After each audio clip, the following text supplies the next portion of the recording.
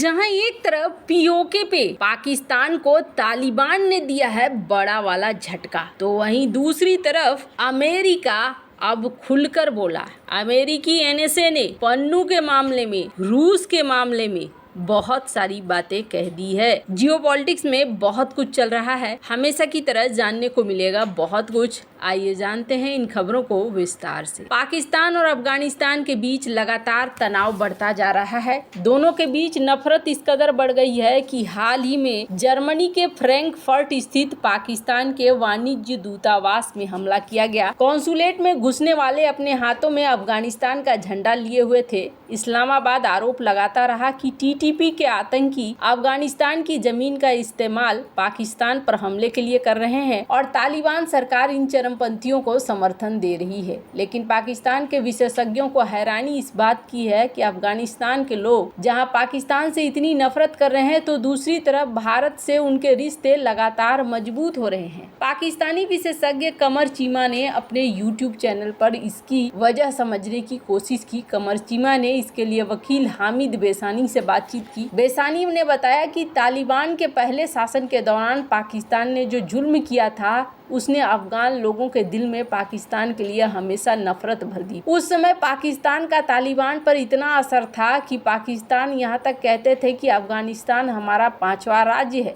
लेकिन जब अमेरिका के जाने के बाद तालिबान वहाँ से हटे और जब पाकिस्तानी पत्रकार काबुल पहुँचे, तो पहली बार उन्हें अफगान लोगों के नफरत का सामना करना पड़ा। बेसानी का कहना है कि हालत ये थी कि पाकिस्तानी पत्रकार खुद को भारतीय बताकर अपना काम करते थे। दूसरी तरफ अफगानियों के लिए भारत एक ऐसा देश था जो उनकी मदद कर रहा था, ढांचा बना रहा था, बांध बना रहा था, जो अफगानिस्तान के लोगों के लिए सहूलियत पैदा कर रहा था। ऐसे में अफगान लोगों के लिए भारत दोस्त बनता चला गया, जबकि पाकिस्तान एक ऐसा देश जिसे वो अपनी हर मुश्किल के लिए जिम्मेदार मानते हैं। कमर चीमा ने कहा कि अमेरिका भी पाकिस्तान पर इल्जाम लगाता है, अब तालिबान भी पाकिस्तान को निशाना बनाता है। कमर चीमा ने कहा कि पाकिस्तानी जनरलों के तालिबान को इसलिए खड़ा किया था ताकि पाकिस्तान में सर उठा रहा पख्तून अलगाववाद को दबाया जा सके। बेसानी ने कहा कि पाकिस्तान को अफगानिस्तान के साथ अपने संबंधों में बदलाव की जरूरत है। उन्होंने कहा कि अफगान लोगों को पाकिस्तान सिर्फ डॉलर के लालच में अपने यहाँ रखे हुए है और ये बात अफगानी भी जानते हैं। उन्होंने कहा कि पाकिस्तान के नेता अफगानिस्तान को दी गई मदद के बारे में बार बार बताकर अफगानियों को अपमानित करते हैं, जिससे ये नफरत बढ़ती जा रही है। बेसानी कहते हैं कि भारत ने अफगानिस्तान में बड़ा भरोसा जीता है। जब भी पाकिस्तान का कोई भी अफगानिस्तान विरोधी राज खुला, तो भारत ने उसे शांति से प्रमोट किया। आज अफगानिस्तान के लोग दिल्ली, मुंबई में हैं, वहाँ पढ़ाई कर रहे हैं, उनकी ट्रेनिंग हो रही है, इसका फायदा भारत को हुआ और आज अफगानिस्तान के लोग नई दिल्ली को अपना सच्चा दोस्त मानते हैं। अब ये सारी बातें ये क्यों कह रहे हैं?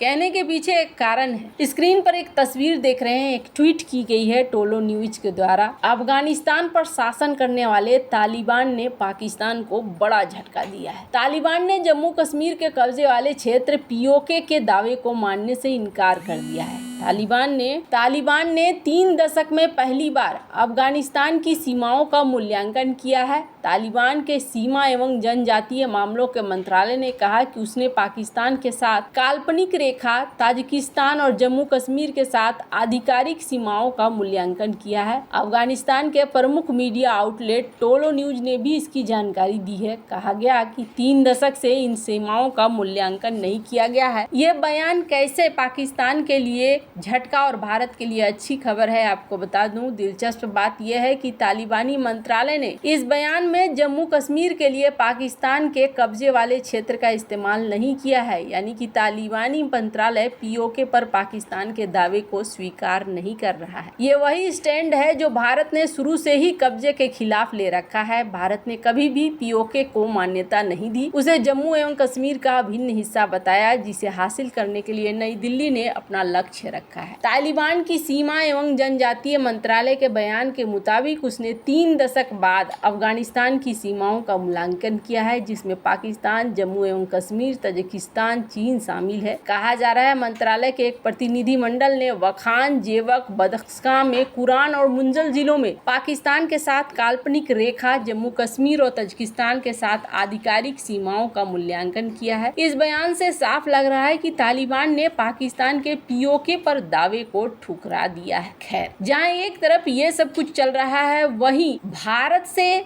मुलाकात करके एनएसए अमेरिका के ये पहुंचे अमेरिका, और जब ये वहां पहुंचे तो इनसे कई तरह के सवाल किए जाने लगे भारत को लेकर। सबसे पहला सवाल पन्नू मामले में किया गया, स्क्रीन पर इसे देख सकते हैं। और इस मामले में जैक सुलिवन ने क्या कहा कि इस मामले में कहा कि गुरपत सिंह पन्नू की हत्या की साजिश के आरोप के संबंध में भारत के साथ बातचीत सम्मानजनक और प्रभावी रही है, क्योंकि ये बंद दरवाजों के पीछे हो रही है। इस साजिश में एक भारतीय सरकारी अधिकारी को कथित तौर पर संलिप्त बताया जा रहा है। पिछले साल नवंबर में अमेरिकी संघीय अभियोजकों ने भारतीय नागरिक निखिल गुप्ता पर न्यूयॉर्क में गुरपतवंत सिंह पन्नू की हत्या की नाकाम साजिश में एक भारत सरकार के कर्मचारी के साथ मिलकर काम करने का आरोप लगाया था। गुप्ता को पिछले साल जून में चेक गणराज्य में गिरफ्तार किया गया था और 14 जून को उन्हें अमेरिका प्रत्यर्पित किया गया था। सुलिवन ने कहा कि इस मुद्दे पर भारत के साथ हमारी रचनात्मक बातचीत हुई है। हमने ये स्पष्ट कर दिया है कि हम इस पर क्या रुख रखते हैं, हम क्या देखना चाहते हैं। मेरे विचार से ये बातचीत सम्मानजनक प्रभावी रही है, क्योंकि ये बंद दरवाजों के पीछे हो रही है। सुलिवन ने पन्नू की हत्या के प्रयास से संबंधित आरोपों को लेकर एक सवाल पर शुक्रवार को कोलोराडो में एस्पेन सिक्योरिटी फोरम में ये बात कही। भारत ने आरोपों से इनकार किया है, लेकिन इसकी जांच के लिए एक आंतरिक जांच टीम का गठन किया है। भारत के साथ बातचीत के बारे में सुलिवन ने कहा कि मुझे नहीं लगता है उस बातचीत की प्रकृति के बारे में सार्वजनिक रूप से बात करने का कोई खास महत्व है। ये संवेदनशील मुद्दा है, हम इस पर काम कर रहे हैं। इस मुद्दे पर भारत के साथ हमारी रचनात्मक बातचीत हुई है। वैसे आपको बता दूं, इसके अलावे उन्होंने एक बात कही जो एकदम बेबाकी से बिल्कुल साफ साफ इन्होंने कह दिया। दरअसल मामला क्या था?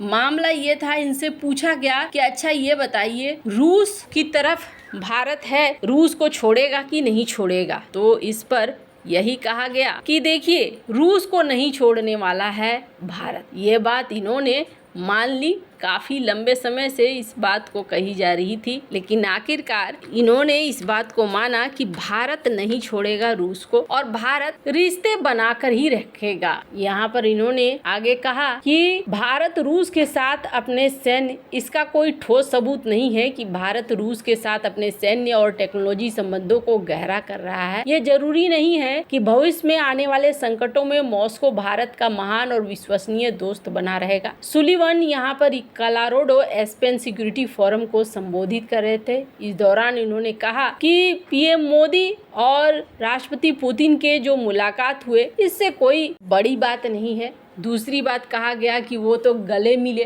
तो इस पर उन्होंने कहा कि देखिए, पीएम मोदी वैश्विक नेताओं से इसी तरीके से मिलते हैं। मैंने इसे बहुत करीब से और व्यक्तिगत रूप से देखा है, इसलिए ये कोई बहुत बड़ी बात नहीं है। और ये भी बात इन्होंने कह दी कि रूस के साथ भारत अपने संबंधों को नहीं तोड़ने वाला है। वैसे अमेरिका को बहुत जल्दी बातें समझ में आ रही है। वैसे आपको क्या लगता है इन सब मामले में? आपकी क्या राय है? कमेंट कर जरूर बताएं। जल्द मिलते हैं अगले वीडियो में नई खबर के साथ।